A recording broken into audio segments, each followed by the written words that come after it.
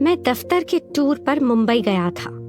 Company का काम तो 2 दिन का ही था, पर मैंने बॉस से मुंबई में 1 दिन की छुट्टी बिताने की इजाजत ले ली थी। तीसरे दिन शाम की फ्लाइट से मुझे कोलकाता लौटना था। कंपनी ने मेरे ठहरने के लिए 4 सितारा होटल बुक कर दिया था। होटल काफी अच्छा था। मैं चेक इन कर 10वीं मंजिल पर अपने कमरे की ओर गया। मेरा कमरा काफी बड़ा था। कमरे के दूसरे छोर पर शीशे के दरवाजे के उस पार लहरा रहा था अरब सागर। थोड़ी देर बाद ही मैं होटल की लॉबी में सोफे पर जा बैठा। मैंने वेटर से कॉफी लाने को कहा और एक मैगजीन उठाकर उसके पन्ने यूं ही तस्वीरें देखने के लिए पलटने लगा। थोड़ी देर में कॉफी आ गई तो मैंने चुस्की ली। तभी एक खूबसूरत लड़की मेरे बगल में आकर बैठी। वो अपने आप से कुछ बके जा रही थी। उसे देखकर कोई भी कह सकता था कि वो गुस्से में थी। मैंने थोड़ी हिम्मत जुटाकर उससे पूछा, कोई दिक्कत? आपको इससे क्या लेना देना? आप अपना काम कीजिए। उसने रूखा सा जवाब दिया। कुछ देर में उसका बड़बड़ाना बंद हो गया था।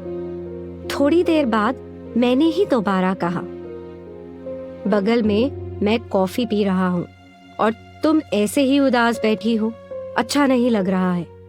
पर मैंने तुम कहा, तुम्हें बुरा लगा हो तो माफ करना। नहीं, मुझे कुछ भी बुरा नहीं लगा। माफी तो मुझे मांगनी चाहिए, मैं थोड़ा ज्यादा बोल गई आपसे। इस बार उसकी बोली में थोड़ा अदब लगा तो मैंने कहा, इसका मतलब कॉफी पीने में तुम मेरा साथ दोगी। और उसके कुछ बोलने से पहले ही मैंने वेटर को इशारा करके उसके लिए भी कॉफी लाने को कहा। वो मेरी ओर देखकर मुस्कुराई। मुझे लगा कि मुझे शुक्रिया करने का उसका यही अंदाज था। वेटर उसके सामने कॉफी रखकर चला गया। उसने कॉफी पीना भी शुरू कर दिया था। लड़की बोली, कॉफी अच्छी है। उसने जल्दी से कप खाली करते हुए कहा, मुझे चाय या कॉफी गर्म ही अच्छी लगती है। मैं भी अपनी कॉफी खत्म कर चुका था। मैंने पूछा, किसी का इंतजार कर रही हो?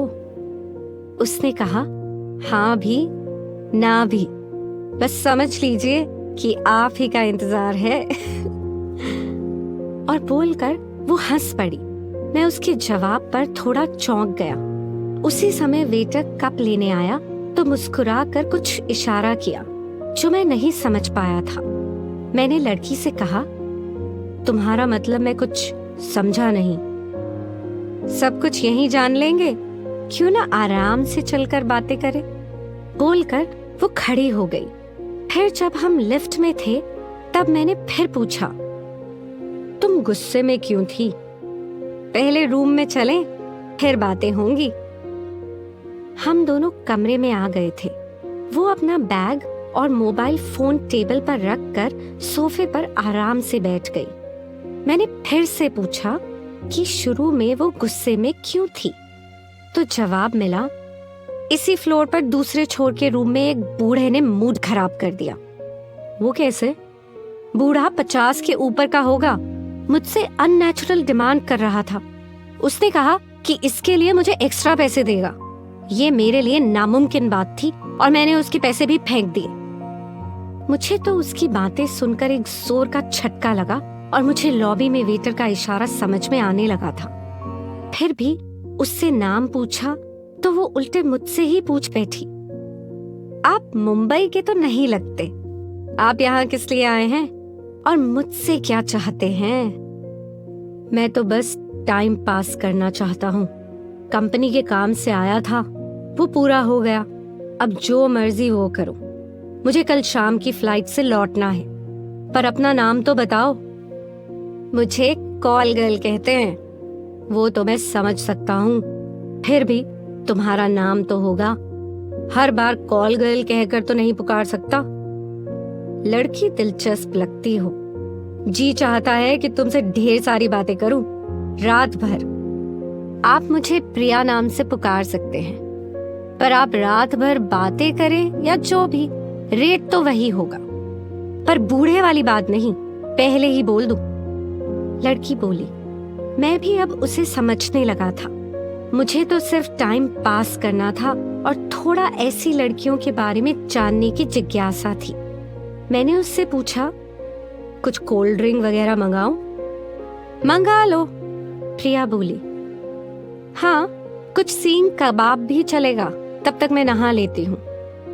बाथरूम में गाउन भी है, ये तो और भी अच्छी बात है, क्योंकि हमाम से निकलकर लड़कियां अच्छी लगती हैं। क्यों, अभी अच्छी नहीं लग रही क्या? प्रिया ने पूछा। नहीं, वो बात नहीं है, नहाने के बाद और अच्छी लगोगी। मैंने रूम बॉय को बुलाकर कबाब लाने को कहा। प्रिया बाथरूम में थी। थोड़ी देर बाद ही रूम बॉय कबाब लेकर आ गया था। मैंने 2 लोगों के लिए डिनर भी ऑर्डर कर दिया। इसके बाद मैं न्यूज़ देखने लगा। तभी बाथरूम से प्रिया निकली। दूधिया सफेद गाउन में वो सच में और अच्छी दिख रही थी। गाउन तो थोड़ा छोटा था ही, साथ में प्रिया ने उसे कुछ इस तरह ढीला बांधा था कि उसके उभार दिख रहे थे। प्रिया सोफे पर आकर बैठ गई। मैंने कहा था ना कि तुम नहाने के बाद और भी खूबसूरत लगोगी। प्रिया और मैंने कोल्ड ड्रिंक ली और बीच बीच में हम कबाब भी ले रहे थे। मैंने कहा, कबाब है और शबाब है तो समा भी लाजवाब है। अगर आपकी पत्नी को पता चले कि यहाँ क्या समा है तो फिर क्या होगा? सवाल तो डरावना है, पर इसके लिए मुझे काफी सफर तय करना होगा। हो सकता है ताउम्र। कल शाम की फ्लाइट से आप जा ही रहे हैं। मैं जानना चाहती हूँ कि आखिर मर्दों के ऐसे चलन पर पत्नी की सोच क्या होती है। पर मेरे साथ ऐसी नौबत नहीं आएगी। क्यों? मैंने कहा, क्योंकि मैं अपनी पत्नी को खो चुका हूँ। 27 साल का था जब मेरी शादी हुई थी और 5 साल बाद ही उसकी मौत हो गई थी, पीलिया के कारण। उसको गए 2 साल हो गए हैं। ओह, सो सॉरी। बोलकर अपनी प्लेट छोड़कर वो मेरे ठीक सामने आकर खड़ी हो गई थी और आगे कहा, तब तो मुझे आपका मूड ठीक करना ही होगा। प्रिया ने अपने गाउन की डोरी की गांठ जैसे ही ढीला भर किया था कि जो कुछ मेरी आंखों के सामने था, देखकर मेरा मन कुछ पल के लिए बहुत विचलित हो गया था। मैंने इस पल की कल्पना नहीं की थी, ना ही मैं ऐसे हालात के लिए तैयार था। फिर भी अपने आप पर काबू रखा। तभी डोर बेल बजी तो प्रिया ने अपने को कंबल से ढक लिया था। डिनर आ गया था। रूम बॉय डिनर टेबल पर रखकर चला गया। प्रिया ने कंबल हटाया तो गाउन का अगला हिस्सा वैसे ही खुला था। प्रिया ने कहा, टेबल पर मेरे बैग में कुछ सामान पड़े हैं, आपको यहीं से दिखता होगा। आप जब चाहें इसका इस्तेमाल कर सकते हैं। आपका मूड भी तरोताजा हो जाएगा और आपके मन को शायद इससे थोड़ी राहत मिले। जल्दी क्या है, सारी रात पड़ी है। हाँ, अगर कल दोपहर तक फ्री हो तो और अच्छा रहेगा। इतना कहकर मैं भी खड़ा होकर उसके गाउन की डोर बांधने लगा तो वो बोली, मेरा क्या, मुझे पैसे मिल गए। आप पहले आदमी हैं जो शबाब को ठुकरा रहे हैं। वैसे आपने दोबारा शादी की और आपका कोई बच्चा। वो बहुत पर्सनल हो चली थी, पर मुझे बुरा नहीं लगा था। मैंने उससे पूछा, डिनर लोगी? क्या अभी थोड़ा रुक सकते हैं? तब तक कुछ बातें करते हैं। ओके, अब पहले तुम बताओ, तुम्हारी उम्र क्या है और तुम ये सब क्यों करती हो? पहली बात, लड़कियों से कभी उम्र नहीं पूछते हैं। मैं थोड़ा हंस पड़ा। तभी उसने कहना शुरू किया, ठीक है, आपको मैं अपनी सही उम्र बता ही देती हूँ। अभी मैं 21 साल की हूँ। मैं सच बता रही हूँ। और कुछ लोगी? अभी और नहीं। आपके दूसरे सवाल का जवाब थोड़ा लंबा होगा, वो भी बता दूंगी। पर पहले आप बताएं कि आपने फिर शादी की। आपकी उम्र भी ज्यादा नहीं लगती है। मैंने उसका हाथ अपने हाथ में ले लिया और कहा, मैं अभी 34 साल का हूँ। मेरा कोई बच्चा नहीं है। डॉक्टरों ने सारे टेस्ट लेकर के बता दिया है कि मुझ में पिता बनने की ताकत ही नहीं है। अब दूसरी शादी करके मैं किसी औरत को माँ बनने के सुख के लिए तरसता नहीं छोड़ सकता। इस बार प्रिया मुझसे गले मिली और कहा, ये तो बहुत बुरा हुआ। मैंने उसकी पीठ थपथपाई और कहा, दुनिया में सबको सब कुछ नहीं मिलता, पर कोई बात नहीं। दफ्तर के बाद मैं कुछ समय एक एनजीओ को देता हूँ, मन को थोड़ी शांति मिलती है। चलो डिनर लेते हैं। डिनर के बाद मुझे आराम करने का मन किया तो मैं बेड पर लेट गया।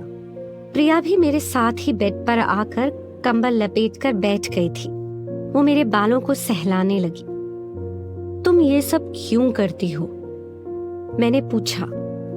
कोई अपनी मर्जी से ये सब नहीं करता, कोई ना कोई मजबूरी या वजह इसके पीछे होती है। मेरे पापा एक प्राइवेट मिल में काम करते थे। एक एक्सीडेंट में उनका दायां हाथ कट गया था। कंपनी ने कुछ मुआवजा देकर उनकी छुट्टी कर दी। माँ भी कुछ पढ़ी लिखी नहीं थी। मैं और मेरी छोटी बहन स्कूल जाते थे। माँ 3-4 घरों में खाना बनाकर कुछ कमा लेती थी, किसी तरह गुजर हो जाती थी। पर पापा को घर बैठे शराब पीने की आदत पड़ गई थी। जमा पैसे खत्म हो चले थे। इसी बीच रूम बॉय डिनर के बर्तन लेने आया और दिन भर के बिल के साथ साथ रूम के बिलों पर भी साइन कराकर ले गया। प्रिया ने आगे कहा, शराब के कारण मेरे पापा का लिवर खराब हुआ और वो चल बसे। मेरी माँ की मौत भी 1 साल के अंदर हो गई। मैं उस समय 10वीं जमात पास कर चुकी थी। छोटी बहन तब 6ठी जमात में थी। पर मैंने पढ़ाई के साथ साथ ब्यूटिशियन का भी कोर्स कर लिया था। हम एक छोटी चौल में रहते थे। मेरे एक रिश्तेदार ने ही मुझे ब्यूटी पार्लर में नौकरी लगवा दी और शाम को एक घर में, जहां माँ काम करती थी, खाना बनाती थी। पर उस पार्लर में मसाज के नाम पर जिस्म फरोशी भी होती थी। मैं भी उसी का शिकार हुई और इस दुनिया में मैंने पहला कदम रखा था। बोलते बोलते प्रिया की आंखों से आंसू बहने लगे थे। मैंने टिश्यू पेपर से उसके आंसू पोंछते हुए कहा, सॉरी, मैंने तुम्हारी दुखती रगों को बेमतलब ही छेड़ दिया। नहीं, आपने मुझे कोई दुख नहीं पहुंचाया है। आंसू निकलने से कुछ दिल का दर्द कम हो गया। बोलकर प्रिया ने आंसू पोंछते हुए कहा, पर ये सब मैं अपनी छोटी बहन को सेटल करने के लिए कर रही हूँ। वो भी 10वीं जमात पास कर चुकी है और सिलाई कढ़ाई की ट्रेनिंग भी पूरी कर ली है। अभी तो एक बिजली से चलने वाली सिलाई मशीन दे रखी है। घर बैठे बैठे कुछ पैसे वो भी कमा लेती है। मैंने एक लेडीज टेलर की दुकान देखी है, पर सेठ बहुत पगड़ी मांग रहा है।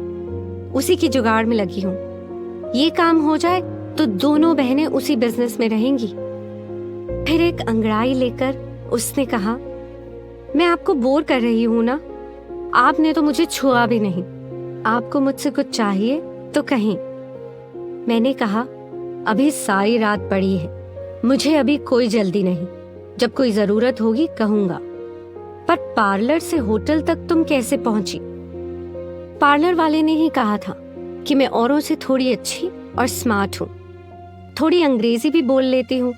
उसी ने कहा था कि यहाँ ज्यादा पैसा कमा सकती हो और पार्लरों में पुलिस की रेड का डर बना रहता है।